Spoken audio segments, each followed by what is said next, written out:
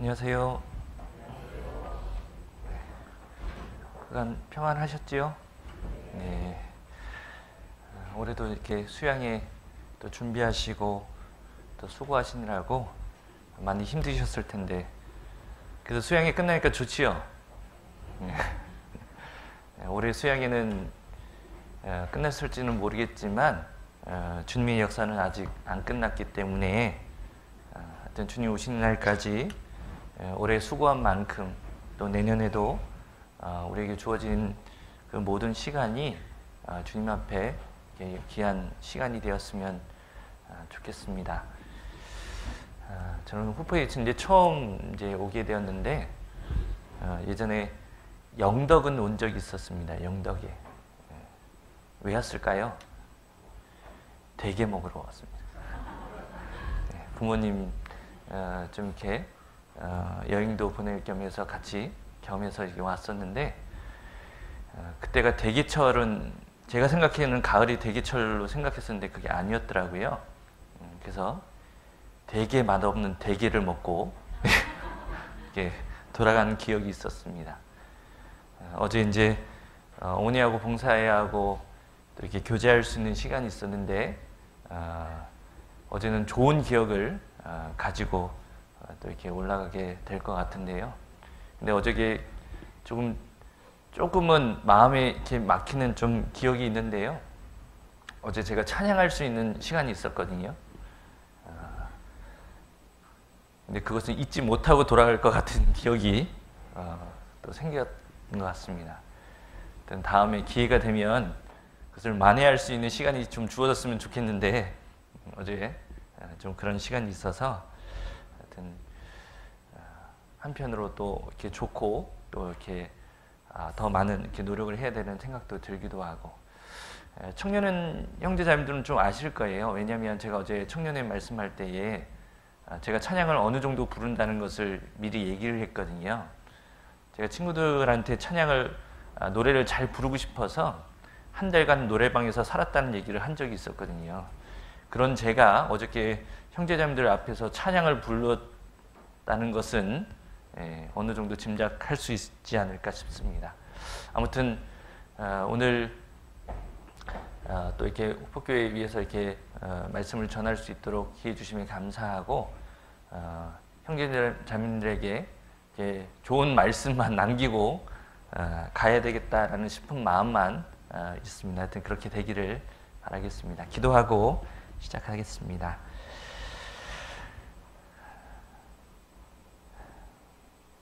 사랑과 은혜가 많으신 하나님 참으로 감사합니다. 세상 많은 사람들 중에 저희를 먼저 주님의 그 십자가의 사랑 가운데 불러주시고 그 참된 사랑을 깨달아 자녀 삼아주시고 또 영원한 소망을 우리 마음 가운데 허락해 주심에 참으로 감사합니다. 또한 우리에게 그 천국 소망과 은혜 가운데 거할 수 있도록 주님께서 허락해 주실 뿐만 아니라 연약한 저희들을 사용해 주시고 또 부족한 저희들에게 또 능력과 지혜를 허락하여 주셔서 머지않아 주님 앞에 섰을 때에 칭찬과 또 영광으로 덧입혀 주실 것을 또한 믿고 감사합니다. 우리의 남은 생애가 정말 하나님의 그 복음을 전하며 주님의 일에 기이 쓰임받을 수 있는 형제 자매님들이 될 수 있도록 더욱더 함께하여 주시고 그 의로운 손을 놓지 말아 주시고 우리의 그 행보마다 더욱 함께해 주시기를 더욱더 간절히 기도를 드립니다. 오늘도 주일을 맞아서 하나님의 말씀 앞에 나오게 되었습니다. 우리 각자에게 필요한 말씀을 건네주시고 또 그 말씀을 마음판에 새겨서 정말 주님과 함께 살아가는 그런 신앙이 될 수 있도록 더욱 함께하여 주시기를 부탁을 드립니다. 경제적으로 또 육체적으로 고난 가운데 많은 어려움 가운데 있는 형제자매도 있을 줄 알고 있습니다.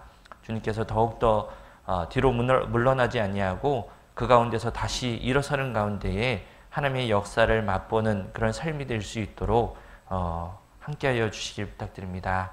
오늘도 저에게 주어진 시간들 하나님의 말씀으로 더불어 모두에게 은혜로운 시간이 될 수 있도록 허락해 주시고 정말 이 교회가 하나님 앞에 아름다운 교회로 또 우리 형제자매들이 하나님 앞에 정말 아름다운 이름으로 기억 남을 수 있도록 도와주시옵소서. 우리를 사랑하시는 주 예수님의 이름으로 기도드렸습니다.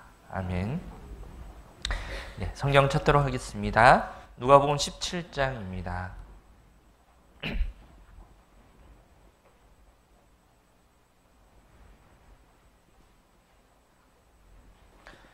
신약성경 124페이지 누가복음 17장 5절 6절입니다.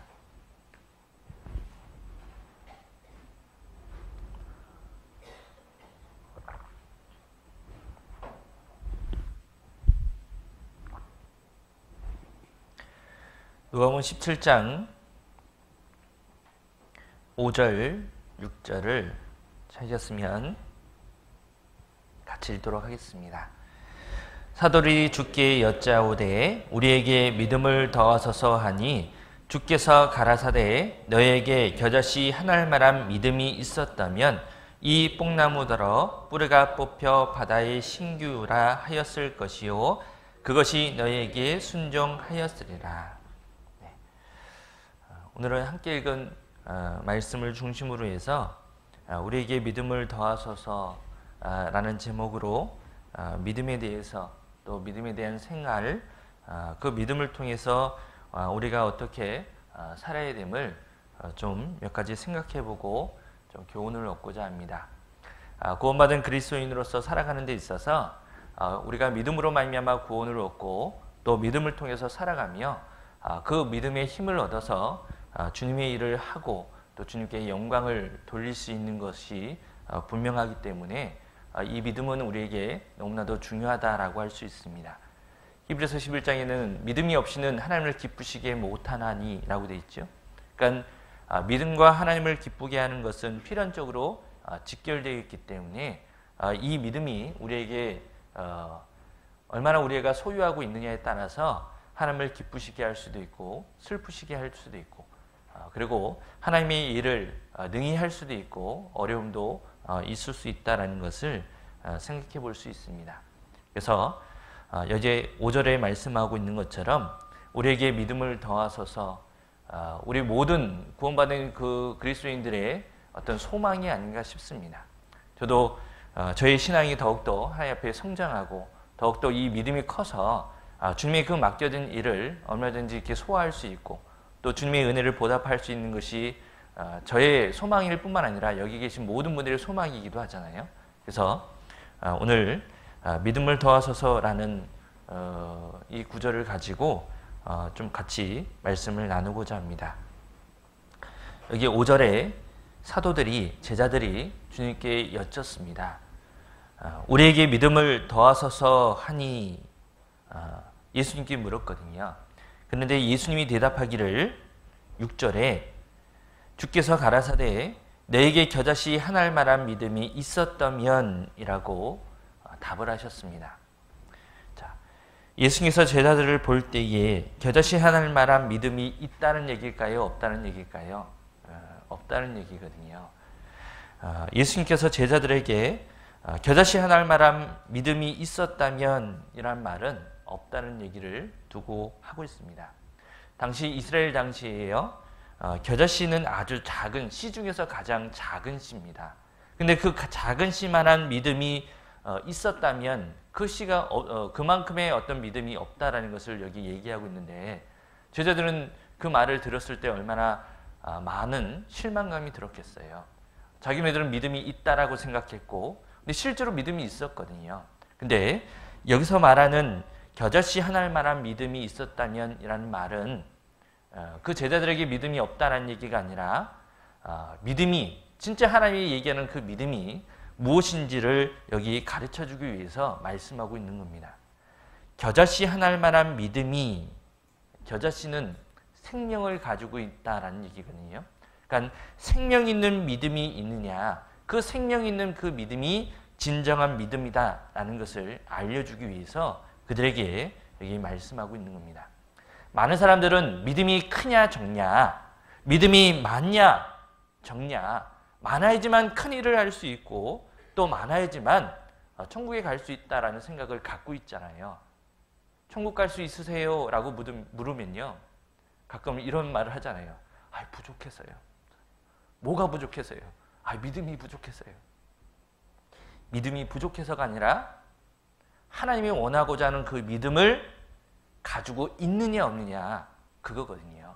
그래서 예수님도 제자들에게 정말 믿음이 크냐 적냐보다 훨씬 더 중요한 것은 내가 정말 하나님이 원하는 그 믿음, 진정한 믿음, 생명 있는 믿음을 내가 소유하고 있느냐 없느냐, 그것이 훨씬 더 중요하다는 것을 여기 가르쳐주고자 하는 겁니다. 믿음이 크냐 적냐라는 것을 말씀하는 것이 아니라 생명이 있는 믿음을 가지고 있느냐 없느냐. 진짜 믿음이 뭘까요? 진짜 믿음은 하나님을 내가 소유하고 있느냐 소유하고 있지 않느냐. 진짜 믿음이 뭐냐? 그 생명을 바탕으로 해서, 주님을 바탕으로 해서, 주님을 의지하는 그 가운데서 내가 뭔가 하고 있느냐 안 하고 있느냐, 그것이 진짜 믿음이다라는 겁니다. 그래서 믿음은요, 소유하고 같은 거예요. 내가 진짜 주님을 소유하고 있느냐 없느냐, 그것이 믿음이라고 생각이 듭니다. 그래서 많은 사람들이 이런 오해를 갖고 있기 때문에 그 오해를 풀기 위해서 예수님이 여기 기록하셨던 겁니다. 어떤 사람은 정말 믿음 갖고 있어요? 라고 물어보면요, 내가 언제부터 가졌는지 아냐고, 내가 태어날 때부터, 엄마 뱃속에 있을 때부터 가졌다고 얘기하는 경우도 있잖아요. 모태신앙이라고 얘기하죠. 근데 성경에는 믿음은 들음에서 난다라고 말씀하고 있습니다. 모태에 전도사가 방문해가지고 얘기 전한 적 있어요? 그런 적 없잖아요. 근데 모태에서부터 이미 신앙을 가졌다고 얘기해요. 믿음을 소유하고 있다라고 얘기해요. 전혀 맞지 않는 얘기들을 많이 하고 있는 겁니다. 전하지 않고서는 믿을 수도 없고, 내가 듣지 못한 일을 내가 어찌 부를 수 있으며 믿을 수 있느냐. 그 모태 안에서 내가 그 말씀으로 인해서 깨달은 적이 없는데 어떻게 그 안에서 신앙을 가질 수 있냐는 거예요. 들어본 적도 없으면서. 이번에 이제 학예 소양회를 또 하는데 또 많은 상담이 있었잖아요. 제 이제 앞자리 이렇게 상담 본부 가면 이렇게 전도인들이 쭉 이렇게 책상에 나열해 있으면서 상담을 딱 진행하는데, 이제 제 앞자리에 어떤 다른 전도인이 또 이렇게 상담을 하고 있었어요. 이게 바로 이제 간격이 얼마 안 되기 때문에 상담이 없으면은 그 내용이 이게 좀 들리거든요. 이렇게 자매지간이었던 것 같아요. 이제 여동생이 큰 언니를 이제 모셔온 겁니다. 근데 들어보지도 않고 본인은 다 안다라고 얘기하는 거예요. 언니 들어보지도 않았잖아. 끝까지 들어보지도 않았잖아. 근데 왜 다 안다고 얘기해? 그래가지고요, 전도인한테 데려가서 이제 상담을 이제 진행하고 있는 거예요. 근데 계속 다 안다고 하니까 이 앞에 있는 전도인이 이제 이게 보시면요, 이게 부임한 서열부터 해가지고 부임한 날로부터 해서 뭐 쭉 되어 있거든요. 그러니까 저보다 이제 더 앞에 있으니까 저보다 이제 좀 연수가 덜 되신 전도인인데 거기에 대해서 계속 얘기를 하신 거예요. 왜 들어야 되는지, 끝까지 들어봐야 된다, 뭐가 중요하다는 것이요. 한 2시간째 얘기하는 것 같아요. 그러니까요, 이 동생도 너무나도 답답한 나머지 언니한테 뭐라고 얘기한지 아세요? 언니, 이 전도사님 불쌍하지도 않아? 지금 3시간째 얘기하고 있어. 3시간째. 좀 들어봐. 하여튼 한 사람의 영혼을 건지기 위해서 수고하는 그 모습을 또 이렇게 보면서요, 하여튼 한 사람의 영혼을 건지기 위해서 많은 사람이 노력하고 있다는 것을 또 생각해 볼 수 있었는데, 듣지 않고서는 믿음이라는 것은 생길 수 없잖아요. 그래서 성경에서도 그 믿음이 어떻게 이루어지고 있고 그 믿음을 통해서 생명을 얻지 못하는 상황에서는 아무 능력도 나타나지 않는다는 것을 여기 말씀하고 있는 겁니다. 그래서 제사함을 얻으라 그러면 성령을 선물로 받는다고 되어 있잖아요. 받는 겁니다. 믿음은 뭔가 키우는 것이 아니라 그것을 받는 것, 소유하고 있느냐 없느냐라는 거거든요. 그래서 누구든지 그리스도의 영이 없으면 그리스도의 사람이 아니니라. 그리스도의 영이 없으면이라고 되어 있잖아요.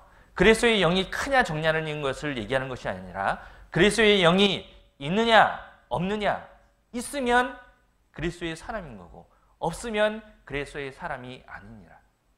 그리스도의 영이 없어도요, 목사도 할 수 있습니다. 전도사도 할 수 있거든요. 봉사회장도 할 수 있고 집사도 할 수 있고요. 훌륭한 그리스도인도 될 수 있어요. 그러나 성경은 하나님의 말씀하시기를 그리스도의 영이 없으면 그리스도의 사람이 아니라라고 정의하신 겁니다. 겨자씨 하나할 만한 믿음이, 생명 있는 믿음이 있으면 얼마든지 큰 일을 할 수 있지만 없으면 그것은 형식에 불과하다라는 겁니다. 그래서 고린도서 2장에도 보면은 육에 속한 사람은 성령의 그 성령의 일을 받지 아니하나니라고 되어 있거든요. 그러니까 있느냐 없느냐를 계속 얘기하는 것은 그것은 소유를 얘기하고 있는 겁니다. 정말 내가 하나님의 그 영을 소유하고 있다면 나는 그리스도의 사람인 거고요. 그렇지 않다 그러면 나는 그리스도의 사람이 아닌 겁니다. 내가 하나님의 영을 내가 소유하고 있고 아직 그것이 자라지는 못했지만 그것이 있다 그러면 얼마든지 그 성령을 소유함으로 말미암아 그 바탕으로 말미암아 큰 일이든 작은 일이든 할 수는 있는 거예요. 그래서 여기 예수님께서 그 제자들에게 겨자씨 하나할 만한 믿음이 있었다면 이라는 것은 믿음에 대한 크냐 적냐라는 것을 얘기하는 것이 아니냐, 있느냐 없느냐, 너가 정말 그것을 소유하고 있느냐 없느냐, 그 소유함을 통해서 하나님의 능력을 받아서 얼마든지 그것을 할 수 있다는 것을 제자들뿐만 아니라 많은 사람들에게 그것을 교훈하기 위해서 여기 기록하신 겁니다. 그러면은 그 겨자씨 하나할 만한 믿음이 있다 그러면은 어떤 일이 벌어지냐면 여기 6절에 주께서 가라사대 너에게 겨자씨 하나할 만한 생명 있는 그 믿음이 있었다면 이 뽕나무더러 뿌리가 뽑혀 바다에 신기우라 하였을 것이요 그것이 너에게 순종하였으리라. 이 뽕나무더러 뿌리가 뽑혀서 바다에 신기우라 하였을 것이요 그것이 너에게 순종하리라. 그대로 이루어진다는 겁니다. 자, 뽕나무는 땅에 삽니까? 바다에 삽니까? 땅에 사는 거죠. 근데 땅에 사는 그 뽕나무가 뿌리채 뽑혀가지고 바다에 신기어서 살 수 있을까요? 없을까요? 없는 거거든요. 근데 그렇게 될 수 있다라는 얘기입니다. 불가능한 일인데 가능하게 될 수 있다. 하나님의 생명 있는 믿음을 소유하고 있다 그러면. 자, 그래서 뽕나무는 원래 땅에 뿌리를 받고 사는 식물이거든요. 근데 땅에 뿌리를 받고 땅의 것을 먹고 살아가는 그 뽕나무가 바다에 신기운다는 것은 그것은 불가능한 일인데, 근데 이것을 우리의 신앙으로 비교해서 봤을 때 이것이 가능한 얘기입니다. 뽕나무는요, 바로 우리를 두고 얘기하는 겁니다. 우리는 생명 있는 믿음이 우리 안에 들어오기 전까지는 우리는 땅에 뿌리를 받고 땅에 있는 것을 믿고 의지하고 살아갔던 사람들이거든요. 근데 생명 있는 믿음을 받으니까 땅에서 살지 않더라도 주님의 은혜의 그 바다 가운데 뿌리를 내놓고 얼마든지 살 수 있는 모습이 되어간다라는 겁니다. 이 뽕나무는 바로 우리를 두고 얘기하는 거거든요. 우리는 원래 땅에 뿌리를 받고 살았던 사람들이거든요. 근데 생명의 믿음이 들어오게 되면 땅을 의지하지 않고서도 세상을 의지하지 않고서도 하나님의 은혜의 그 바다 가운데 얼마든지 신겨서 살아갈 수 있다는 것을 여기 말씀하고 있는 겁니다. 아브라함은 갈대 우르에 살고 있었거든요. 우상 숭배하는 곳에 살고 있었습니다. 그런데 하나님의 그 믿음으로 말미암아 약속의 땅, 그 가나안 땅으로 옮겨진 거잖아요. 세상의 뿌리를 받고 살아갔는데 그 가운데 이제는 살지 않고 생명 있는 믿음을 가지고 이제는 약속의 땅으로 뿌리를 옮겨서 마치 바다에 신겨지는 것처럼 그런 삶을 살아가게 된다는 겁니다. 롯도 마찬가지죠. 롯도 모압 땅이라는 곳, 세상의 땅에 살고 있었거든요. 근데 생명 있는 믿음이 그 안에 들어가니까 더 이상 그 가운데 살려는 마음이 없잖아요. 그 시어머니를 따라서, 나오미를 따라서 하나님이 있는 곳, 하나님이 있는 백성, 나도 하나님의 백성처럼 살아가고 싶습니다. 이방인이. 생명 있는 믿음이 주어지게 되면 이런 불가능한 일들이 그 산 가운데서 반드시 이루어진다라는 것을 여기 설명하고 있는 겁니다. 우리도 생명 있는 믿음이 들어오니까 더 이상 세상에 뭔가 얻으려는 마음이 사라지잖아요. 하나님의 은혜 가운데, 하나님의 그 교회 가운데서 뭔가 얻으려는 마음이 더 커지게 되고 그 가운데 거하려는 마음이 생기는 것처럼 우리의 삶이 반드시 변화되게끔 되어 있다라는 것을 여기 보여주고 있습니다. 시편 여기 잡으시고 시편 1편입니다.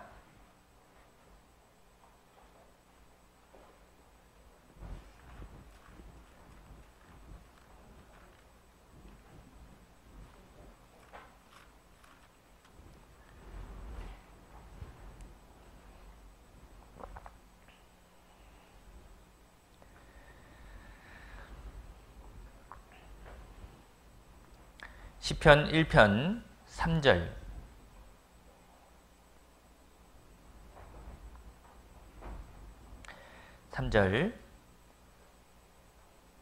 같이 읽겠습니다. 저는 시냇가에 심은 나무가 시절을 쫓아 과실을 맺으며 그 잎사귀가 마르지 않 같으니 그 행사가 다 형통하리로다.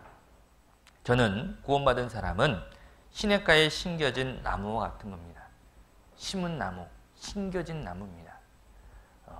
야생화 원래 그 자리에서 사는 것이 아니라 주님에 의해서 옮겨진 나무거든요. 시냇가에 땅에 있다가 바다로 옮겨진 것처럼 구원받은 사람은 그 생명의 씨가 그 안에 들어있기 때문에 무슨 변화가 생기냐면 땅에 뿌리를 박는 것이 아니라 시냇가에 그 바다에 그 주님의 역사가 성령의 역사가 흐르는 그곳에 뿌리를 박게 되는 거고 그 박은 후에 시절을 쫓아서 때를 따라서 아름다운 열매를 그 잎사귀가 마르지 않고 그 아름다운 열매를 맺으면서 하나님이 계획하신 일들을 형통하게끔 만드는 것이 여기 기록되어 있잖아요. 그래서 생명 있는 겨자씨 하나만한 믿음, 작은 믿음이 아니라 생명 있는 믿음이 심겨지게 되면 땅에서가 아니라 바다에서 주님의 그 은혜의 바다 가운데 그 성령의 역사하는 그 바다 가운데 옮겨지게 되고 그 가운데 뿌리를 내리게 되고 그 가운데서 정말 잎사귀가 마르지 않는 그런 모습 가운데에 때를 따라서 아름다운 열매를 맺게 되는 겁니다. 4절에는 악인은 그렇지 않음이요 오직 바람에 나는 겨와 같도다 라고 했잖아요. 악인은요 아무리 그곳에 옮겨놔도요 그것에 머무르지 못합니다. 그래서 구원받지 않은 사람이 교회 가운데는 하나님이 분명히 가라지도 있다라고 되어 있거든요. 그러니까 아무리 그 사람을 교회에 둔다고 할지라도요 버티지를 못하는 겁니다.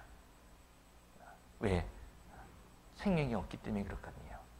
그래서 예수님이 말하고자 하는 것은 생명 있는 그 믿음을 소유했을 때에 분명히 옮겨지게 되고 그 가운데 뿌리를 받게 되고 그리고 그 가운데서 정말 불가능한 일들이 반드시 일어나게끔 되어 있다는 것을 여기 말씀하고 있는 겁니다. 마태복음 13장도 보겠습니다.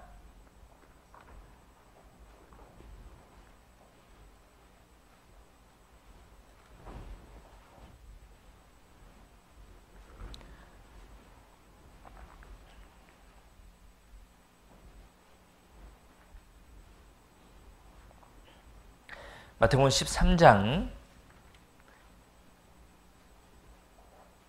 31절로 32절 말씀입니다. 신약성경 21페이지 마태복음 13장 31절로 32절입니다.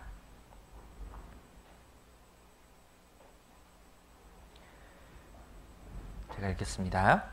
또 비유를 베풀어 가라사대 천국은 마치 사람이 자기 밭에 갖다 심은 겨자씨 한 알 같으니 이는 모든 씨보다 작은 것이로되 자란 후에는 나물보다 커서 나무가 되매 공중의 새들이 와서 그 가지에 깃들이니라.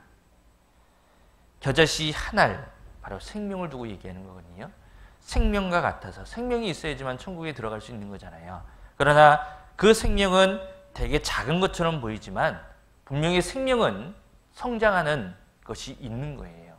시간이 지나면 반드시 성장합니다. 만약에 시간이 지났는데도 불구하고 성장하지 않는다 그러면 그것은 죽은 거잖아요. 근데 생명이 있으면 생명은 반드시 성장하는 거거든요. 그래서 왜 나는 이렇게 다른 사람에 비해서 성장이 안 될까? 비교할 필요가 없습니다. 왜냐하면 구원받은 연수가 다르거든요. 교회 안에서 내가 먹은 것이 다르거든요. 밥 먹은 그릇을 따져보세요. 내 아이하고 저하고 밥 먹은 그릇이 다르잖아요. 그릇이 다르기 때문에 성장하는 그 모습이 달라 있는 거거든요. 왜 나는 그 믿음이 다른 분에 비해서 적을까?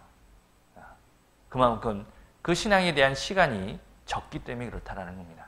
그래서 생명 있는 그 믿음을 갖고 있으면 반드시 자라는 겁니다. 자란 후에는 나물보다 커서 나무가 되며 공중의 새들이 와서 그 가지에 깃들입니다. 그것이 작은 씨였지만 그것이 점점점 커지게 되면 3m, 5m 큰 나무가 되어서요. 그 가운데 그 사람을 통해서 휴식을 취할 수 있는, 그 사람을 통해서 뭔가 편안함을 얻을 수 있는 그런 사람이 될 수 있다는 것을 여기 보여주는 겁니다. 처음에는 미미해 보이지만 시간이 지나면서 반드시 그것이 자라게 되고 그것을 통해서 반드시요 그 복음을 전할 수 있는 사람으로 하나님께 귀하게 쓰임받을 수 있는 겁니다. 올해도 수양회가 진행되면서 벌써 35회 정도 됐잖아요. 만안초등학교에서 한 700명 정도 되는 숫자로 시작했던 그 역사가 올해는 벌써 5만 7천 명이나 되는 많은 사람으로 수가 늘어났던 것처럼요. 비교할 수 없을 만큼 진짜 겨자씨 하나할 만한 믿음과 같은 작은 거였지만 시간이 지나니까요. 어떻게 됐습니까? 상상할 수 없는 숫자가요. 올해도 수양회를 치르고 그 가운데서 말씀을 듣고 전도하고 많은 분들이 또 이번을 수양회를 통해서 구원을 얻은 것처럼 그 생명 있는 믿음은 반드시 성장하기 때문에 시간을 두고 기다려야 된다는 것을 또한 여기 말씀하고 있는 겁니다. 그래서 생명 있는 믿음을 내가 소유하고 있느냐 그렇지 않느냐, 내가 그것을 힘입어서 내가 살아가고 있느냐 없느냐가 중요하다라는 겁니다. 다니엘서 6장입니다.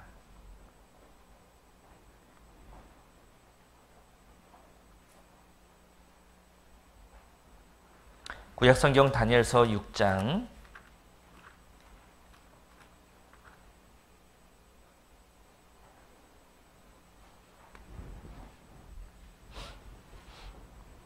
6장 3절 4절입니다.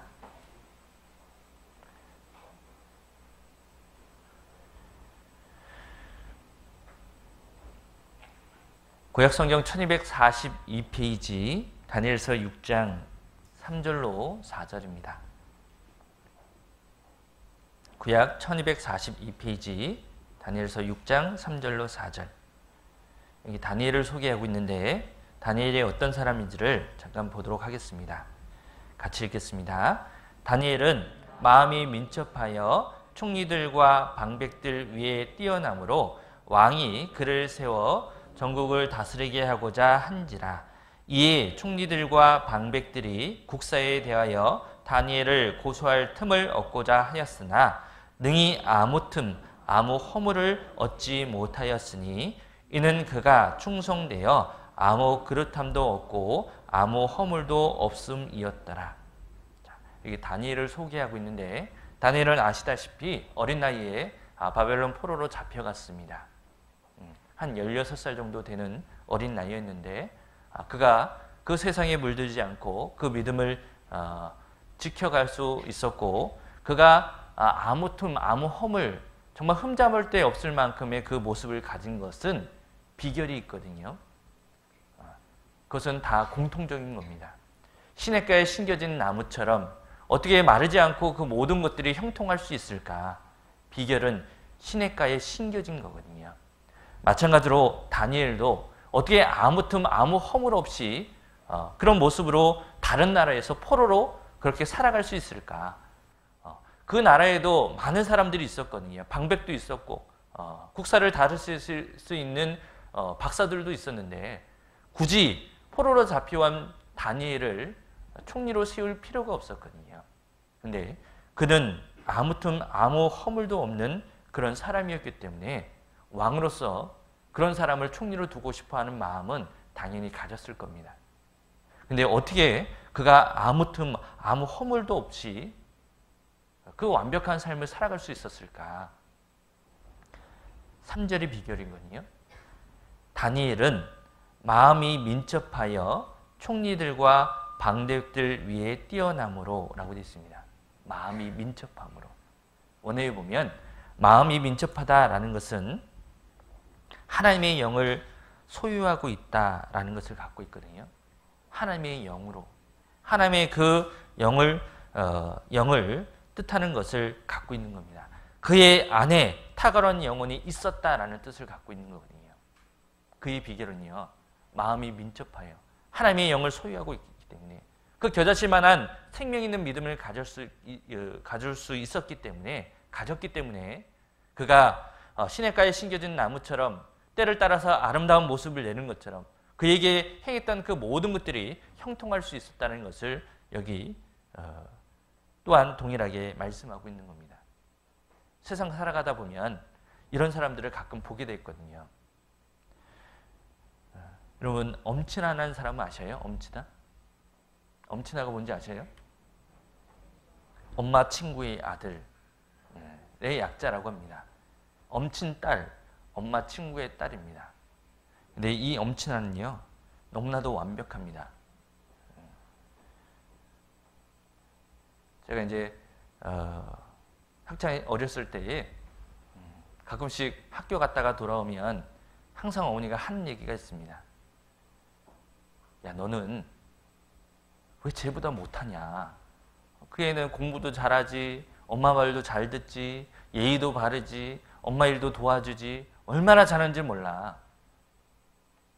그럴 때 제 마음은 편해요, 불편해요? 불편하죠. 시기심이 올라옵니다. 그놈이 누군데? 도대체? 그래서 어느 날 제가 어머니한테 물어봤습니다. 도대체 걔 누구야? 누군데 그렇게 정말 완전하게 잘할 수 있어? 누군데? 저희 어머니가 하는 말, 아무튼 있어. 가상의 인물이죠. 엄친합니다. 아무튼 있어요. 근데 다니엘은 실제로 있었습니다. 그가 어떻게 그렇게 완전한 모습으로 살아갈 수 있었냐면 하나님의 그 영을, 그 생명 있는 믿음을 소유하고 있었기 때문에 그래요.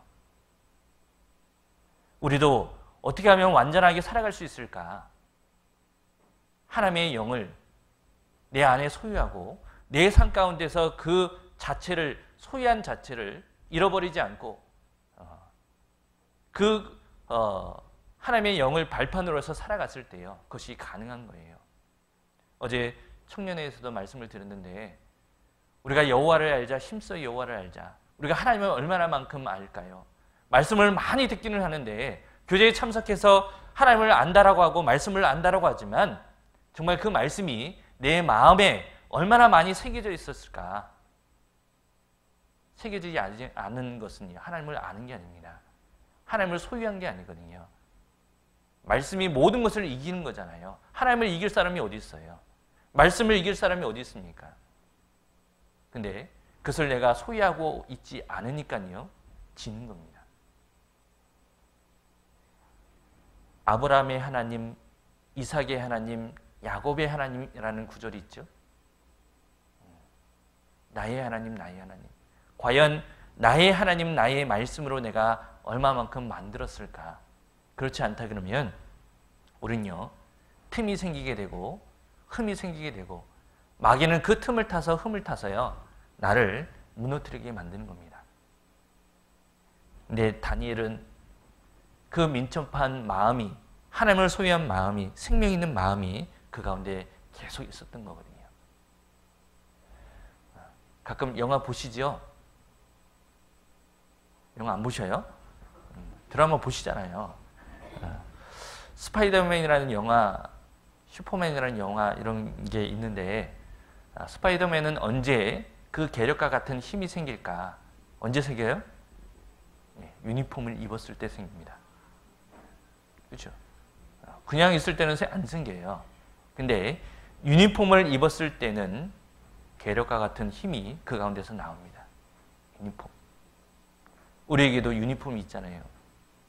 성령의 그 옷을 입은 사람, 이기는 자는 성령의 세마포의 그 옷을 입었느니라 라고 되어 있거든요. 이기는 자는요. 벗었을 때는 우리가 집니다. 그 옷이 헤어졌을 때는, 더러웠을 때는 우리가 지게끔 되어 있거든요. 근데 이기는 자는 그 성령의 그 흰 옷을 입었을 경우에는요, 그와 같이 스파이더맨과 같이 계력과 같은 힘을 우리도 능히 낼 수 있다는 것을 우리가 알아야 된다는 겁니다. 그래서 우리가 정말 그 여러 가지 힘든 상황을 어떻게 하면 이길 수 있냐면, 그 성령의 성령을 내가 얼마만큼 소유하고 있으며 그것을 바탕으로 내가 얼마만큼 살아가느냐에 따라서 달라지는 겁니다. 구원받은 이후에 우리가 어떻게 이 자리까지 올 수 있었을까요? 내 의지로 왔을까요? 당연히 노력한 것도 있죠. 내가 주님을 위해서 살려는 것도 있죠. 그러나 그 의지로 갖고서는요, 여기까지 올 수 없습니다. 사도행전 2장입니다.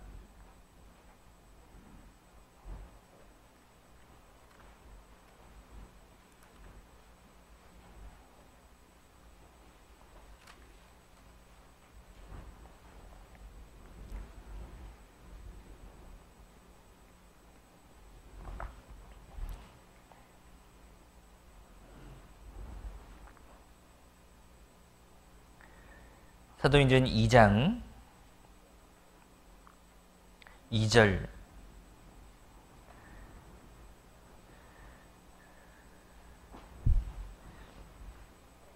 1절 2절입니다.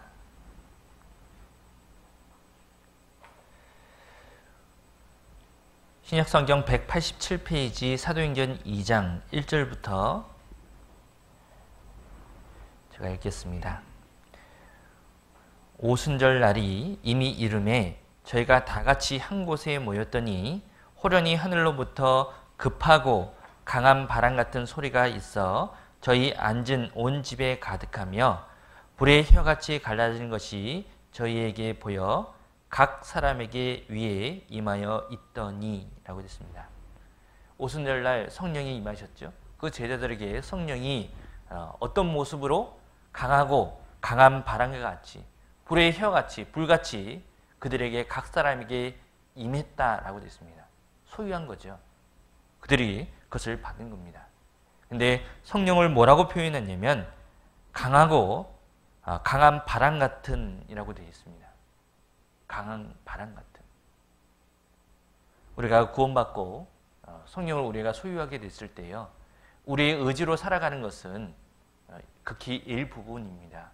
근데 우리가 이 자리에 앉아 있을 수 있고 주님과 함께 동행할 수 있고 주님의 일을 할 수 있는 것은 성령이 강한 바람과 같이 우리를 몰아갔기 때문에 그런 거예요. 아무리 큰 배라고 할지라도요, 부두에 그 줄을 동여맸다 할지라도 강한 바람이 불어가면 그 줄은 끊어지게끔 되어 있고 그 바람에 의해서 배는 움직이게끔 되어 있습니다. 우리가 세상에 아무리 강한 어떤 줄을 정을 그 세상에 동요매고 있을지라도 하나님의 성령의 강한 바람이 불면요, 다 끊어지게끔 되어 있는 겁니다. 지금 모습하고 구원받기 전하고 모습하고 한번 비교해 보세요. 나쁜 습관도 끊어졌죠. 담배도 끊어졌죠. 술도 끊어졌죠. 세상에 있는 욕심도 점점 끊어지고 있잖아요. 왜 그러냐면 그것은 의지로 되는 것이 아니거든요. 성령의 그 강한 바람이 내게 있어서 몰아갔기 때문에 그렇습니다. 근데 구원받은 이후에 잘 안 끊어지는 것이 있더라고요. 식욕. 먹는 것은 잘 안 끊어지더라고요. 어제도 밤늦게 라면을 먹었더니요, 좀 얼굴이 부었는데 먹는 것은 안 끊어지더라고요. 자, 아무튼 간에 우리에게 그런 성령과 같은 그 바람이 불게 되면 성령의 도우심으로 인해서 생활이 변하게 되고 놀라운 일들이 일어나는 것은 사실이다라는 겁니다. 예수님께서요, 제자들에게 그런 모습을 가르쳐주고 싶은 겁니다. 그것을 진정한 믿음이 무엇인지를 우리에게 알려주고 싶은 겁니다. 자, 우리는 구원받은 이후에 그것이 더 마음에 커지기를 원하잖아요. 왜 그러냐면 주님 앞에 더 큰 영광과 칭찬을 얻기 위함인 겁니다. 누가복음 다시 돌아가겠습니다. 17장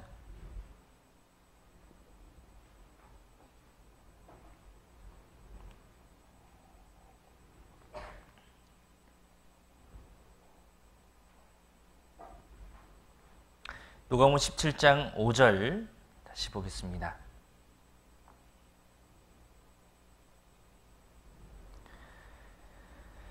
(5절) 사도들이 주께 여짜오되 우리에게 믿음을 더하소서 하니 라고 했습니다. 첫 번째는 생명 있는 믿음을 우리에게 가르쳐주기 위해서 말씀을 하셨고, 두 번째는 사도들이 주께 여짜오되 우리에게 믿음을 더하소서. 그들의 동기는 순수했지요. 정말 주님처럼 우리도 살아가고 싶습니다. 예수님처럼, 사도 바울처럼 우리도 그렇게 살아가기를 원하는 그 마음 가운데 그 생명이, 그 주님의 능력이 우리 가운데서 더하기를 바랍니다 라고 그런 동기 가운데 말하고 있는 거예요. 그 배경이요, 그 위에 4절인데요. 만일 하루 7번이라도 내게 죄를 얻고 7번 내게 돌아와 내게 회개하노라 하거든 너는 용서하라 하시더라. 근데 이것이 잘 안 되잖아요.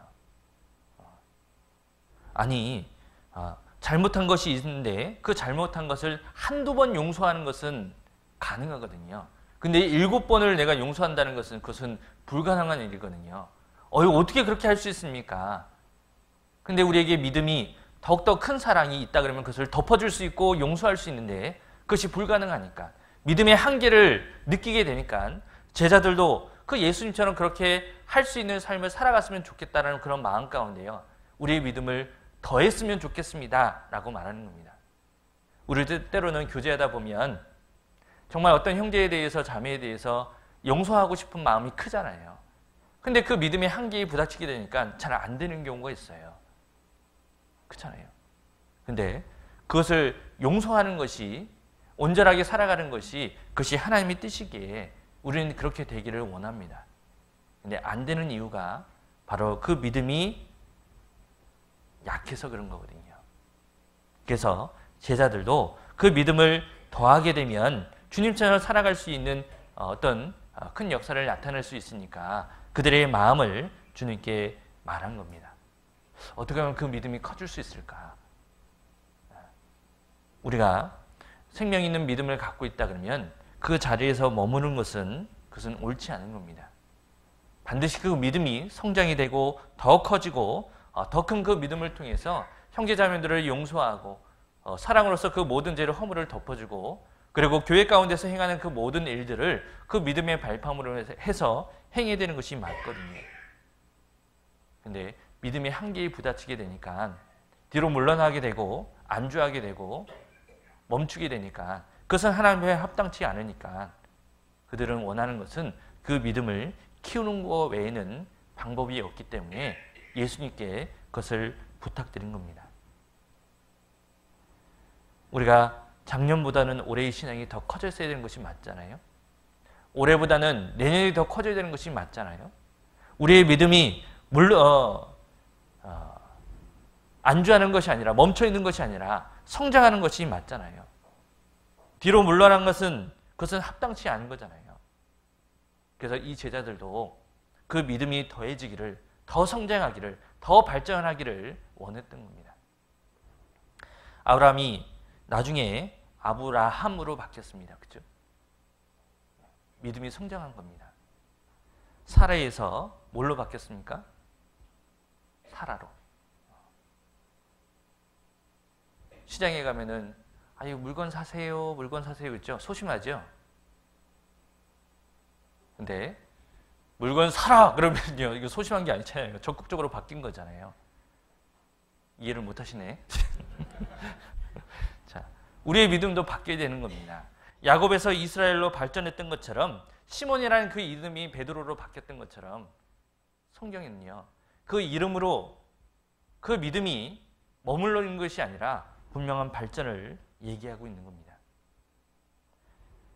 믿음으로 의롭다함을 얻은 에녹도 그 다음에 하나님과 동행하였고 그 다음에 노아는 하나님의 일을 맡아서 행했던 것처럼 우리는 하나님의 생명을 받은 걸로 끝나는 것이 아니라 그것이 성장해서 주님과 함께 동행하고 그리고 또 동행하는 그 가운데 하나님의 일을 맡아서 그것을 성공적으로 맡겼을 때에 하나님이 그것을 기쁘게 여기고 하나님이 그것을 우리에게 바라는 것을 성경에 있는 많은 선지자의 모습들을 통해서 이름을 통해서 그들의 어떤 연계되는 모습을 통해서 우리에게 분명하게 보여주고 있는 겁니다.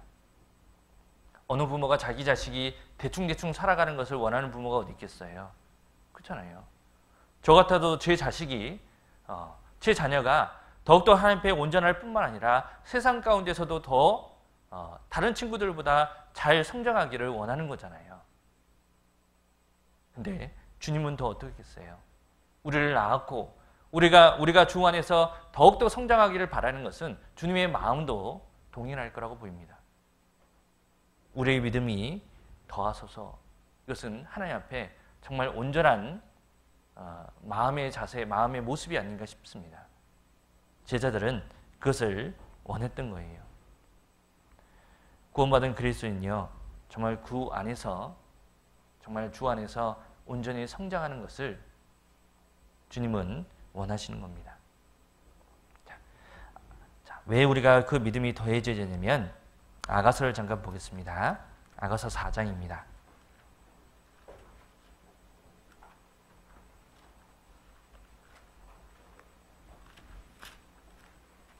잠언 전도서 아가입니다. 아가서 4장 6절.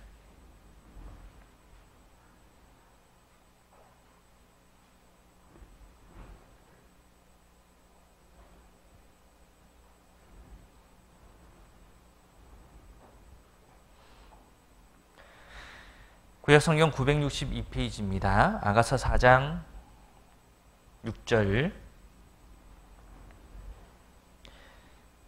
같이 읽겠습니다. 날이 기울고 그림자가 갈 때에 내가 모략산과 요양의 작은 산으로 가리라. 모략산, 요양의 작은 산. 어찌됐든 간에 산은 높은 거죠. 상은 평지보다 높은 곳입니다. 올라야지만 올라갈 수 있는 곳이거든요. 근데 우리가 날이 기울고 그림자가 갈 때에 내가 모략산과 요양의 작은 산으로 가리라. 하나님은 우리 신앙이 평지에서만, 이 땅에서만 작은 믿음으로서만 있는 것이 아니라 산에 오르는 것처럼 우리의 신앙도 우리의 믿음도 더해지기를 원하는 것이 주님의 마음인 겁니다. 왜 우리가 그 높은 산에 믿음이 더해져야 되냐면 주님은 그 올라가는 쪽으로, 우리의 신앙이 올라가는 쪽으로 있기를 원하시기 때문에 그렇거든요. 왜 굳이 그 높은 산까지 올라가기를 하나님이 원하실까요? 왜 그리로 끌고 갈까요? 주님이 그곳에 계시는 거거든요. 그래서 우리의 신앙은 퇴보되는 것이 아니라, 멈춰있는 것이 아니라, 평지에 있는 것이 아니라 올라가기를 원하는 겁니다. 믿음이 더해지기를 원하는 겁니다. 성경에 보면 왜 신앙이 퇴보되냐면 뒤로 물러가기 때문에 그렇거든요. 내려가기 때문에 그 신앙이 퇴보가 되고 그 가운데 하나님을 맛보지 못하는 겁니다.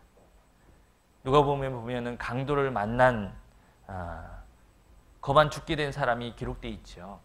왜 그 사람이 강도를 만났을까? 여리고에서 예루살렘에 올라가다가 만났을까요? 아니면 예루살렘에서 여리고로 내려가다가 만났을까요? 내려가다가 만났거든요. 헷갈리셔요? 올라가다가 만날까요? 내려가다가 만났을까요? 내려가다가. 어르신은 가끔씩 계단에다가 딱 멈췄을 때에 내가 오르다가 내렸는지 내려가다가 내렸는지 헷갈릴 때 많죠. 근데 헷갈려서는 안 되는 겁니다. 신앙은 다 내려가는 길목 가운데서 만나게 됐습니다. 강도도 내려가다가 만났고 삼손도 내려가다가, 그리고 롯도 소돔과 고모라 성 그 세상의 맛을 봤기 때문에 내려가다가 그 신앙 자체가, 그 삶 자체가 하나님 앞에 안 좋은 모습으로 바뀌게 된 거잖아요. 하나님은 내려가는 쪽이 아니라 올라가는 쪽으로 우리를 이끄시는 겁니다. 믿음이 멈춰 있는 것이 아니라 더해지기를 하나님은 원하시는 거거든요. 그래서 여기 말씀하고 있는 것처럼 그 산, 모략과 그 유황의 작은 산, 그것으로 내가 올라가기를 내가 원한다라고 되어 있는 겁니다. 밤, 어둠이죠. 우리의 삶에 있어서 캄캄한 날도 적지 않습니다. 근데 그런 날들 가운데서 그 날들을 지나가고 이제는 이기는 쪽으로, 이제는 밝은 쪽으로, 이제는 빛 쪽으로, 이제는 작은 믿음이 아니라 큰 쪽으로 발전하는 것이 반드시 필요하다는 것을 여기 말씀하고 있는 겁니다. 8절 보겠습니다. 8절. 나의 신부야, 너는 레바논에서부터 나와 함께하고 레바논에서부터 나와 함께 가자. 아마나와 스닐과 헤르몬 꼭대기에 사자굴과 표본산에서 내려다 보아라 라고 했거든요. 자, 여기 주님이 우리를 이끄는 종착지가 어디냐면 레바논에서부터 어디까지예요? 헤르몬 꼭대기까지입니다. 이 헤르몬은 어디냐면 헐몬산, 많이 들어봤죠? 이스라엘 그 땅에서 가장 높은 산이 바로 헐몬산입니다.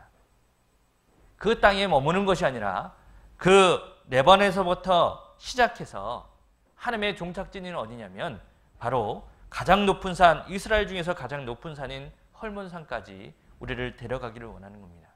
믿음이 이 땅에서 머무는 것이 아니라 내가 이 땅에서 주어진 그 생명으로 끝나는 것이 아니라 그 믿음이 점점 더해져서 작은 산, 언덕 그 등지를 더 넘어서 높은 산까지 오르는 것은 하나님이 원하는, 그리고 하나님이 그것을 이끌어가는 모습이다라는 겁니다. 예수님이 12 제자 중에서 세 제자는 하나님의 많은 귀한 것들을 봤잖아요. 12명의 제자가 다 동일한 믿음을 가진 것이 아닙니다. 그렇죠? 베드로, 야고보, 요한은 다른 제자들보다 더 큰 믿음을 가지고 있었습니다. 그래서 변화산상 중에서 예수님의 변화된 모습을 보기도 했잖아요. 그들만 그 변화산상에 올랐거든요.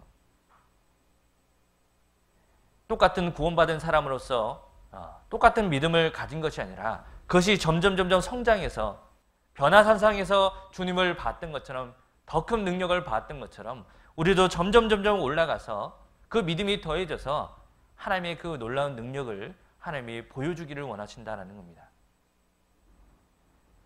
8절 끝에 헤르몬 꼭대기에서 사자굴과 표범산에서 내려다보아라 라고 있잖아요. 산에 올라가면 모든 것을 내려다볼 수 있습니다. 제가 지금까지 걸어온 길을 내려다볼 수 있거든요. 내가 어디서부터 출발해서 어디까지 올라온지를요 다 볼 수 있습니다. 저는 산은 싫어하거든요.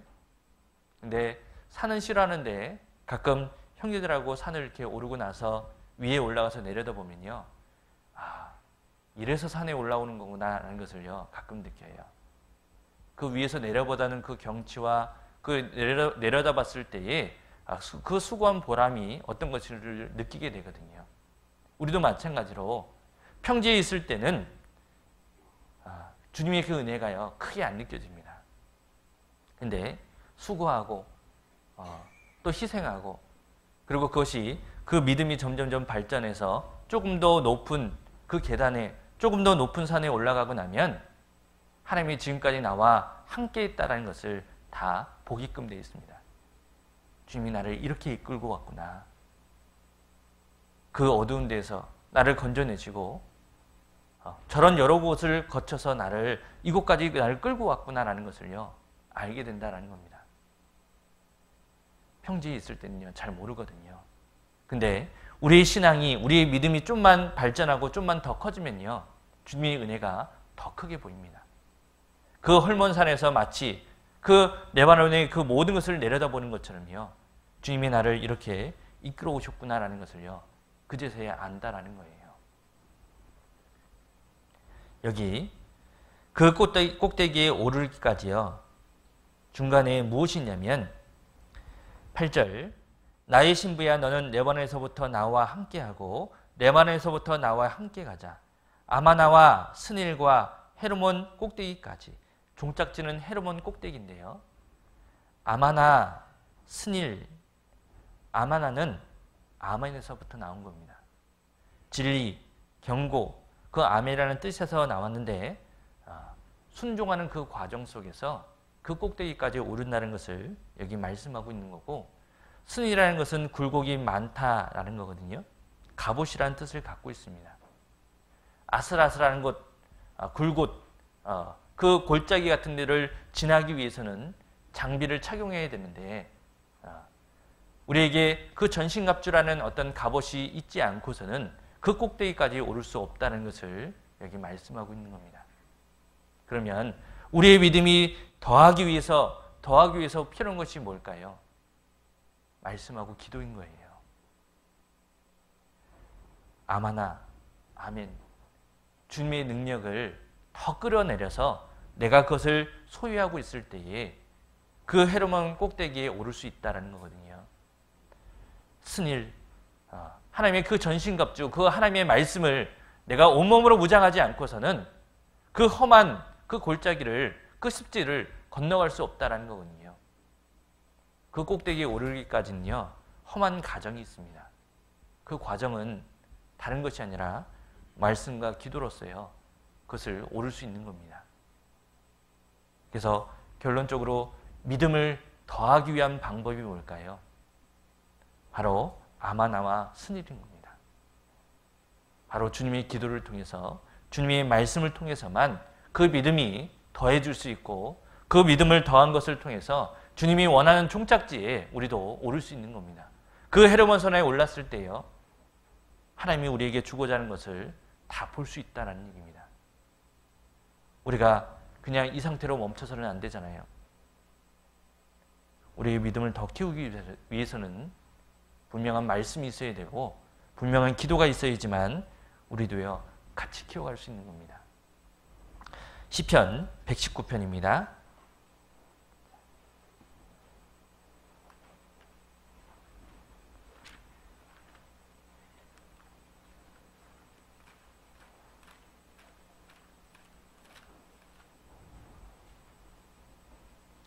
시편 119편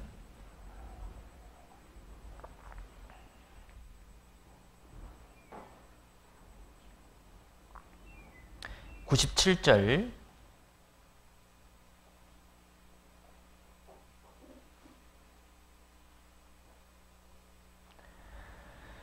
구약성경 893페이지입니다.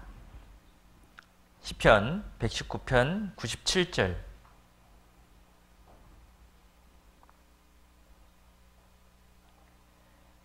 97절부터 100절까지 같이 한번 읽겠습니다. 내가 주의 법을 어찌 그리 사랑하는지요. 내가 그것을 종일 묵상하나이다. 주의 계명이 항상 나와 함께 하므로 그것이 나로 원수보다 지혜롭게 하나이다. 내가 주의 증거를 묵상하므로 나의 명철함이 나의 모든 스승보다 승하며 주의 법도를 지킴으로 나의 명철함이 노인보다 승하니이다. 다윗은 다른 사람보다 주의 법을 어찌 그리 사랑하는지요. 하나님의 말씀을 사랑했던 사람인데 내가 그것을 종일 묵상하나이다. 항상 그 말씀을 곁에 두고 읽을 뿐만 아니라 그 마음속에 담고 있었습니다. 그의 결과가 나로 원수보다 지혜롭게 하나이다. 뭐가요? 말씀이. 그리고 그 말씀이 종일 그와 함께함으로 인해서, 그리고 그 말씀이 그 마음 가운데 묵상됨으로 인해서 나로 원수보다 지혜롭게 하나이다. 더 큰 지혜를 갖게 됐죠. 그리고 내가 주의 증거를 묵상함으로 나의 명철함이 나의 모든 스승보다 승하니이다. 그 말씀이 그 가운데 있으니까요, 모든 세상에 있는 많은 스승, 선생들보다 그가 더 많은 것을 가지고 있었다라는 겁니다. 100절에도 주의 법들을 지킴으로 나의 명철함이 노인보다 승하니이다. 젊은 나이인데도 불구하고 삶을 오래 살아간 노인들보다도요, 더 많은 경험을요, 말씀을 통해서 갖게 되었다는 겁니다. 우리의 믿음이 얼마나 더 커질 수 있을까? 우리의 믿음을 더 크게 해야 되는 것이 맞는데 그 믿음이 더 어떻게 하면 승할 수 있을까? 높아질 수 있을까? 낮은 평지에서 헤르몬 성까지 어떻게 하면 올라갈 수 있을까? 그 말씀을 종일 묵상하나이다. 그 말씀을요, 마음속에 새기는 것이, 소유하는 것이 그 믿음을 커가게 하는 방법이다라는 겁니다. 스닐. 그 옷을요, 전신갑주의 옷을 입었을 때요, 그것이 가능하다라는 얘기입니다. 갓난아이들 같이 순전하고 신령한 젖을 사모하라 라고 했잖아요. 사모하라. 그걸 사랑할 뿐만 아니라 그것을 먹어야지만, 먹고 소화를 시켜야지만 그것이 가능하다는 거거든요. 신명기 30장입니다.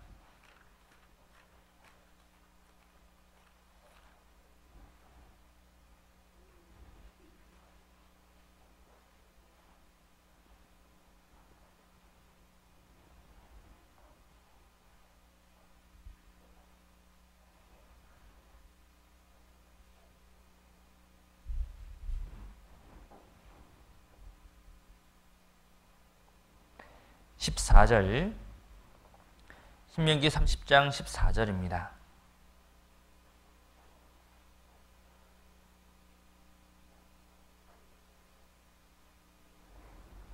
구약성경 310페이지 신명기 30장 14절 또 같이 읽겠습니다. 오직 그 말씀이 내게 심히 가까워서 내 입에 있으며 내 마음에 있은즉 내가 이를 행할 수 있느니라. 말씀이 내게 심히 가까워서, 멀리 있는 게 아니죠. 우리는 얼마든지 마음만 먹으면 말씀을 들을 수 있습니다. 얼마든지 마음만 먹으면 성경을 볼 수 있어요.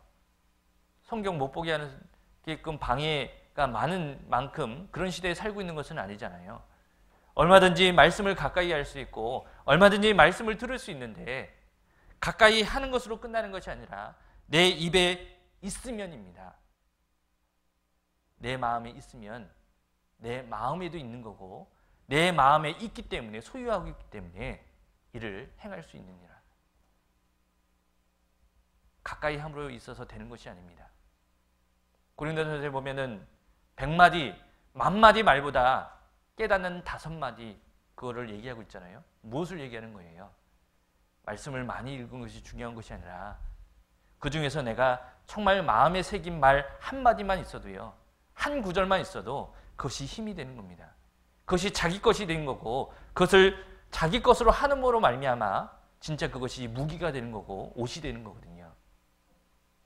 제가 어제 이제 청년의 말씀하면서 이 구절을 좀 얘기하다가요, 어떻게 하면 이것을 할 수 있을까? 방법은 종일 묵상함으로 계속 입에 달고 사는 거예요. 그래서 노래방 얘기가 나온 겁니다. 제가 이제 구원받기 전에요, 제 친구들은 노래를 잘합니다. 근데 이제 친구들하고 같은 어울리고 그 대열에 서기 위해서는 어떻게 해야 될까요? 저도 잘해야 될 거 아니에요.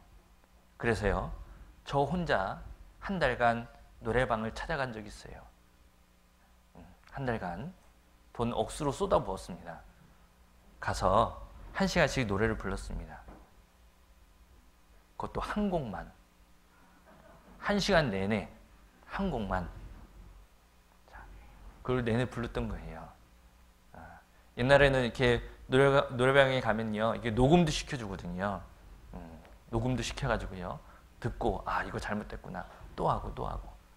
어느 날은 주인 아저씨가 찾아오더라고요. 혹시 기계 고장났냐고, 왜 노래가 한 곡밖에 안 나오냐고. 제가 일부러 그런 겁니다, 일부러. 종일토록이요, 그 노래를 계속 입에 담고 사니까 시간이 지나고 나니까요, 그게 진짜 되더라고요. 진짜 되더라고요. 우리가 어떻게 하면은 정말 내가 행할 수 있을까? 그것을 내 입에 달고 사는 겁니다. 무엇을요? 말씀을요. 말씀을 입에 달고 살면 그것이 반드시 마음에 새겨지게끔 되어 있습니다. 여러분, 암송 어떻게 하셔요? 내가 막 암기하려고 하는 게 되는 게 아니거든요. 제 청년 때 암송을 어떻게 했냐면요, 일주일 내내 계속 볼 때마다 달고 살았어요. 그러니까 되더라고요. 제가 암기력이 그렇게 좋지 않거든요. 근데 되더라니까요. 입에 있으면 그 마음에도 있게끔 되어 있고, 그 마음이 있음으로 인해서요, 행할 수 있게 되는 겁니다. 우리가 어떻게 하면 그 헤르몬 산 그 꼭대기까지, 주님이 원하는 그 종착지까지 그 믿음이 어떻게 하면 더할 수 있냐면, 그것을 입고 있을 때에, 내 옷으로 전신갑주로 내가 입고 있을 때에, 그것을 내 마음판에 새겼을 때에, 깨닫는 말 5마디가 내 안에 있을 때에요, 그것이 가능한 거예요. 우리가 주일 말씀, 수요 말씀이요, 빠지면 안 되는 거거든요. 매일도 아니고 일주일에 2번이잖아요. 이거는 당연시 해야 되는 겁니다. 그리고 개인적으로도 말씀을 정말 입에 우리는 달고 살아야 되는 것이 맞는 거거든요. 그래야지만 물러서지 않고요, 계속 그 산을 오를 수 있는 겁니다. 중도에 산을 오르다가요, 멈추고 나서 한번 오른 적 있으세요? 진짜 힘듭니다. 중도에 한번 딱 멈추잖아요. 그 다음에 다시 발을 떼어서 그 산을 오르는 것은 쉽지 않아요. 중도에 우리가 멈춰버리잖아요. 다시요, 올라가는 것이요, 쉽지가 않습니다. 평지에서 오르는 거하고 똑같아요.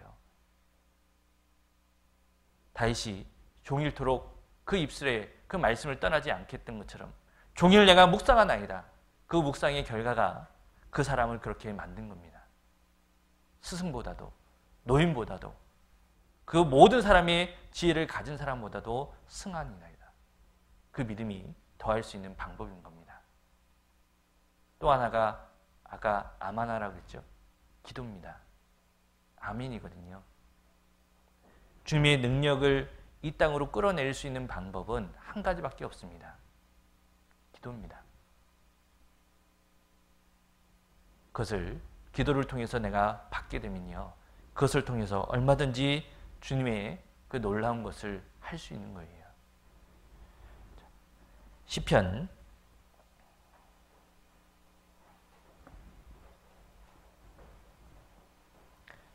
143편입니다.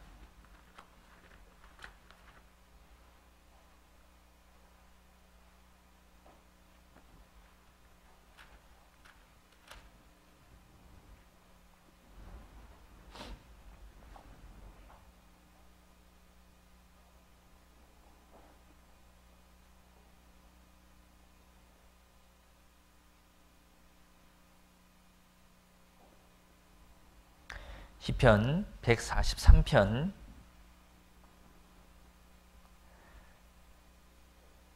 3절부터 제가 읽겠습니다. 시편 143편 3절. 원수가 내 영혼을 핍박하며 내 생명을 땅에 엎어서 나로 죽은 지 오랜 자 같이 흑암 한 곳에 거하게 하였나이다. 그러므로 내가 심령이 속에서 상하며 내 마음이 속에서 참담하나이다. 내가 옛날을 기억하고 주의 모든 행하신 것을 묵상하며 주의 손의 행사를 생각하고 주를 향하여 손을 펴고, 같이 읽겠습니다. 내 영혼이 마른 땅같이 주를 사모하나이다. 주를 향하여 손을 펴고, 성경에서 손은 기도하는 모습이잖아요. 그 손을 주를 향해서 손을 펴고 계속 있을 때에 주님이 그 가운데서 나를 핍박하고 나를 어렵게 만들고 이 세상에서 어려운 그 모든 것들을 주의 손을 펴므로 인해서, 주를 사모함으로 인해서, 주의 능력을 더 끌어들이기 위해서요, 그것을 할 수 있다는 것을 여기 말씀하고 있는 겁니다. 우리는 주님의 능력이 없이는 살아갈 수 없거든요. 그렇잖아요. 그래서 우리가 자녀를 키우는 데 있어서도요, 사람이 지혜로 살아갈 수 없습니다. 신앙생활 하는 데 있어서도 자기의 의지로 살아갈 수 없거든요. 근데 주님의 그 은혜를 계속 줄곧 받는 사람은 정말 차고 넘치는 가운데 살아갈 수 있는 겁니다. 얼마 전에 지난주에 계속 비가 왔었거든요. 여기는 비가 왔는지는 모르겠는데 온주는 계속 한 일주일 정도 계속 비가 내렸다 멈췄다 내렸다 멈췄다 했거든요. 비가 오므로 인해서 땅이 적셔지잖아요. 비가 계속 오므로 인해서 그것이 차고 넘치잖아요. 노아 홍수 때 비가 밤새도록 40일 주야도록 내렸을 때에 그 모든 것이 덮여졌던 것처럼 우리도 정말 기도를 통해서 그 은혜의 비가 계속 넘쳤을 때요, 우리의 그 신앙이요 차고 넘치게끔 돼 있는 겁니다. 예레미야 애가입니다. 애가.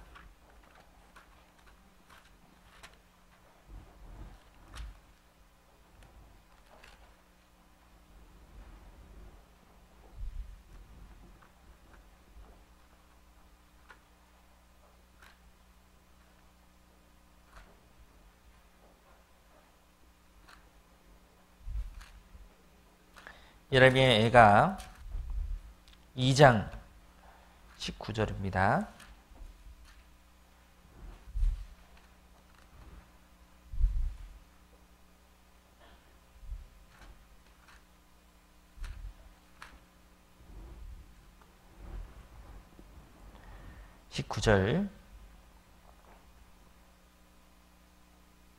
구약성경 1145페이지 같이 읽겠습니다.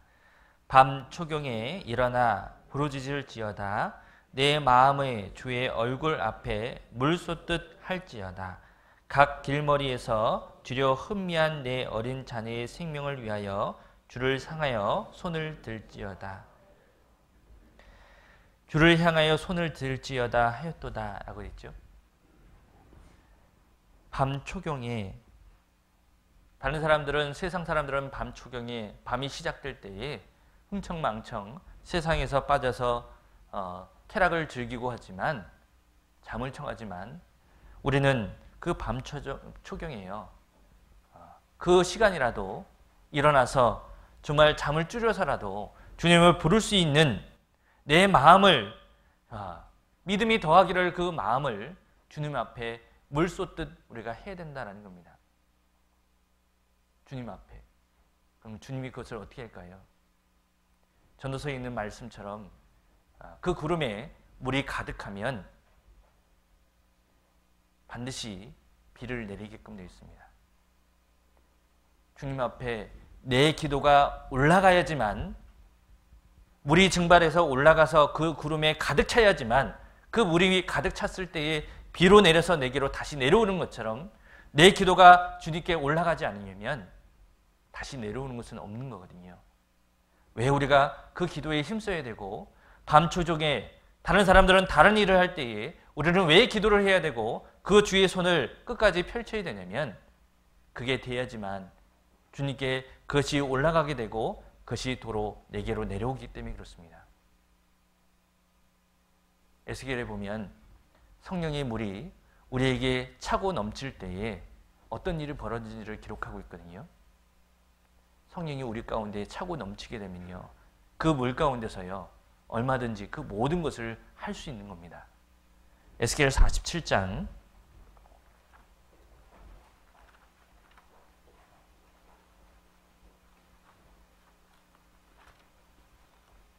구약성경 에스겔 47장입니다.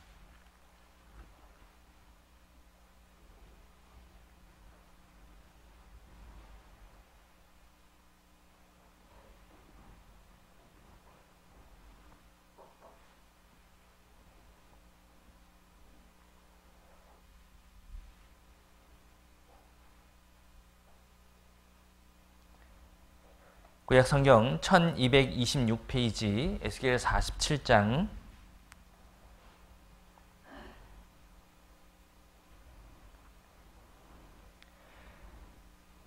1절부터 제가 읽겠습니다.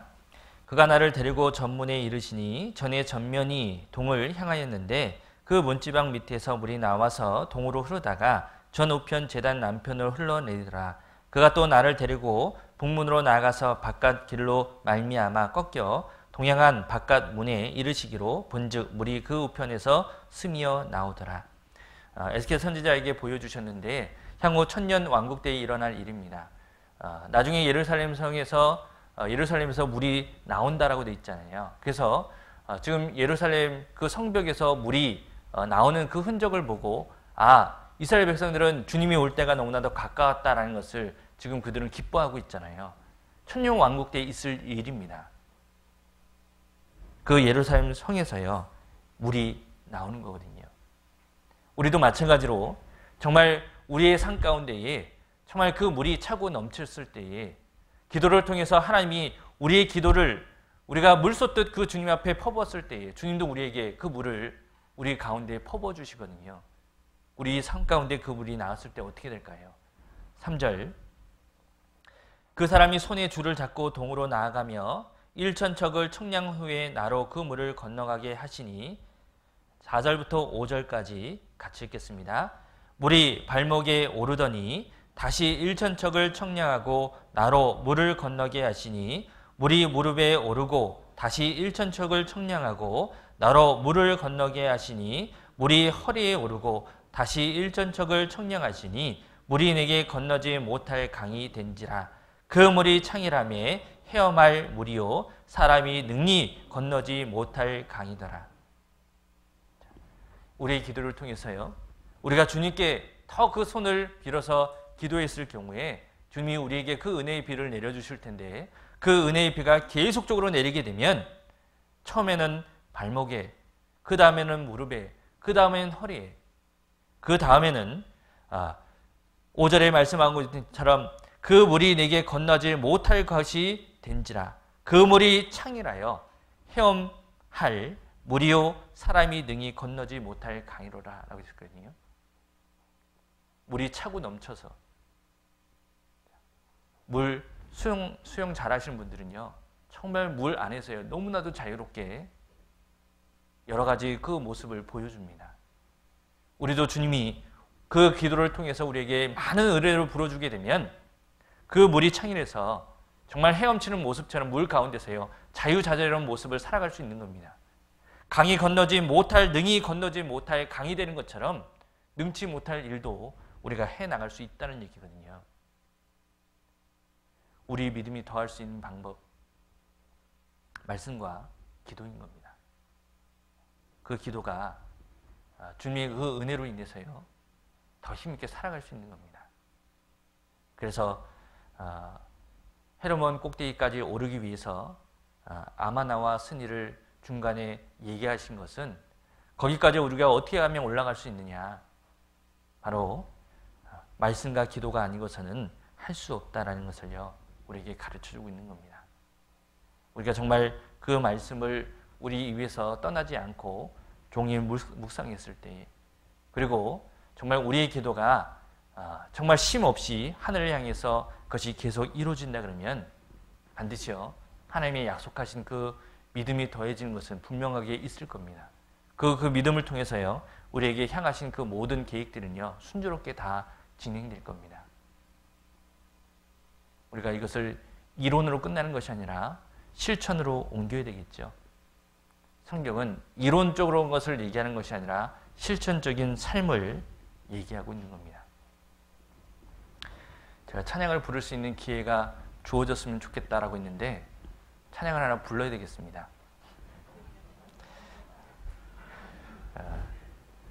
갑자기 뭐 조명이 들어온 것 같은데.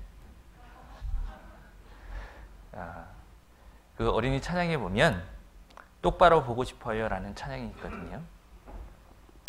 똑바로 보고 싶어요 주님 온전한 눈짓으로, 똑바로 걷고 싶어요 주님 기우뚱하긴 싫어요.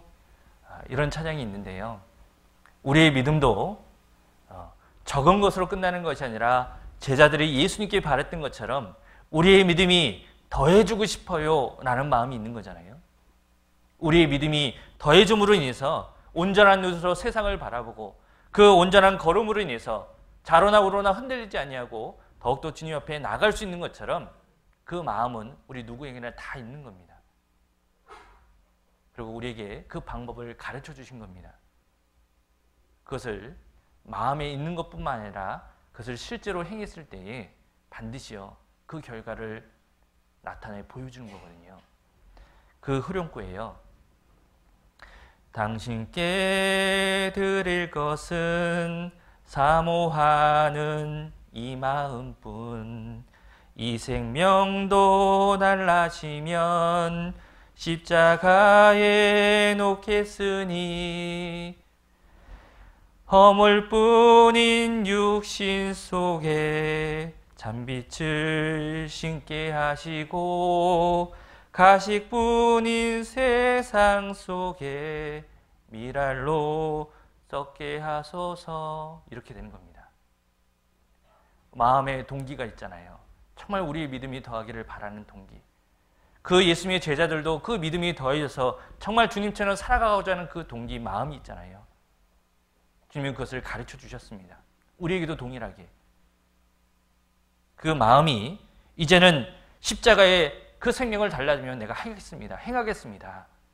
그로 행동으로 옮기게 되면 우리 육신 가운데에 참빛이 비춰지게 되시고 그 빛이 내게 있게 해주시고 그 빛을 통해서 생명을 통해서 진짜 미랄로 내 삶을 죽여서 많은 열매를 맺게 해주신 것이 우리 삶 가운데 분명히 있는 겁니다.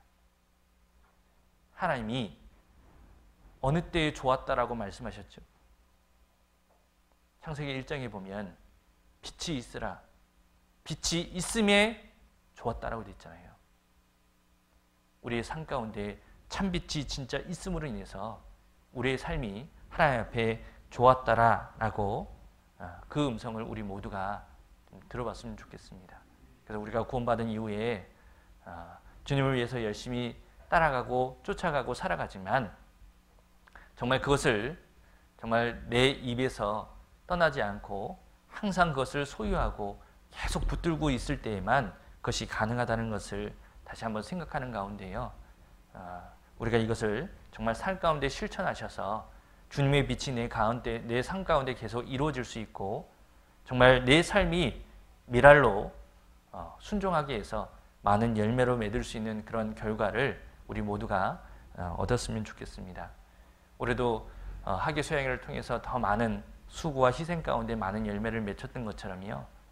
주님 오신 날까지 동일한 그 믿음으로 동일한 수고와 헌신으로요. 계속 살아가는 가운데에 우리 모두가 정말 하나님의 미랄이 되어서 이 땅에 정말 썩어서 나는 사라지고 나는 없는 가운데서요. 주님이 내게 맺혀줄 그런 많은 그 영혼들을 성령의 열매를 맺혔으면 좋겠습니다. 기도하고 마치겠습니다. 하나님 감사합니다. 오늘 그 제자들이 예수님께 물었던 것처럼 우리의 믿음을 더하셔서 그 순수한 마음이 우리에게도 있는 줄 알고 있습니다. 정말 그 믿음이 없이는 하나님을 기쁘시게 못하는 것처럼 우리에게도 생명 있는 믿음뿐만 아니라 더 큰 그 생명을 통해서 하나님의 능을 나타낼 수 있고 저희들을 통해서 하나님의 빛과 소금과 그 향기가 되어서 이 세상에 있는 그 이뤄진 영혼들을 건지는 데에 귀하게 쓰임받기를 원합니다. 정말 하나님이 원하신 그 헤르몬 꼭대기까지 그 하나님이 거처하는 그곳에 우리가 만날 수 있도록 그 여정의 발걸음에 그 말씀과 기도로서 더욱더 힘펴 주시고 그 중도에 포기하는 것이 아니라 끝까지 올라가는 그 가운데에 하나님의 은혜를 내려다볼 수 있고 하나님께 더욱더 감사할 수 있는 삶이 될 수 있도록 주님 도와주시길 부탁드립니다. 후포교회 교회를 세워지는 그날부터 지금까지 함께 해주신 것처럼 주님 오시는 그날까지 이 교회가 주님 앞에 아름다운 교회로 이 교회 안에서 생활하는 형제 자매들이 주님 앞에 아름다운 모습으로 계속적으로 기억 남을 수 있도록 함께하여 주시고 그 의로운 손을 끝까지 붙들어 주시길 다시 한번 부탁드립니다. 주님 앞에 섰을 때에 정말 잘하였다 착하고 충성된 종아 우리 모두가 그 음성을 들을 수 있도록 주님 허락해 주시옵소서. 우리를 사랑하시는 주 예수님의 이름으로 기도드렸습니다. 아멘.